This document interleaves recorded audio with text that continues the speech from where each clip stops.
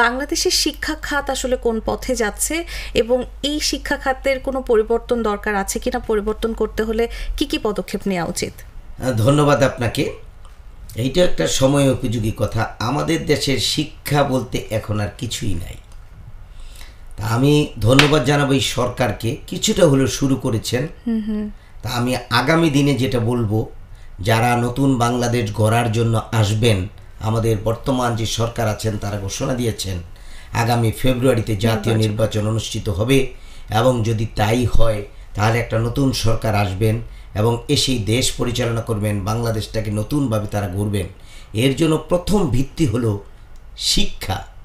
এই শিক্ষাকে ঢেলে সাজাতে হবে। তার মধ্যে এক নম্বর হলো স্কিল হ্যান্ডে আমাদের যেতে হবে, স্কিল ডেভেলপমেন্ট আমাদের করতে হবে। তারপরে আমাদের ছাত্রছাত্রীদেরকে বই পড়ার দিকে ধাবিত করার বিষয়ে আসতে হবে। এর কোনো বিকল্প নাই।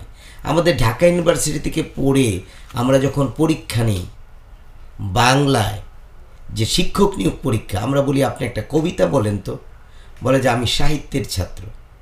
তো কবিতা কি সাহিত্যের নয়? তা আমি বলি ছোটবেলা যে পড়েছেন সেটা বলেন। বলে যে স্যার আমার মনে নাই।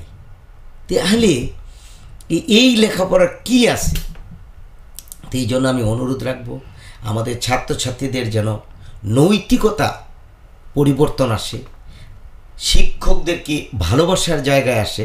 আমাদের শিক্ষকদের মধ্যে প্রবলেম রয়েছে, এটা আমি বলবো যে আমরা যে সাদা মানে পরিপূর্ণ ক্লিয়ার সেটাও না। আমাদের আচরণগত দিকের মধ্যে শিক্ষকদের পরিবর্তন আনতে হবে। ছাত্রছাত্রীদের নৈতিক জায়গাটা, বাবা মাকে ভালোবাসতে হবে, শ্রদ্ধা করতে হবে, শিক্ষকদের করতে হবে, এবং আমাদের প্রতিষ্ঠানকে করতে হবে, এবং সহপাঠীকে ভালোবাসতে হবে।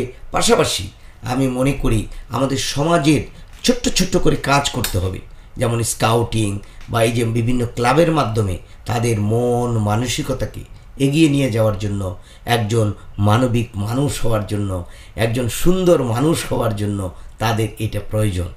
এইটাই আমার কথা, যে তারা যদি এইভাবে এগিয়ে যায় তাহলে বিজয় সুনিশ্চিত।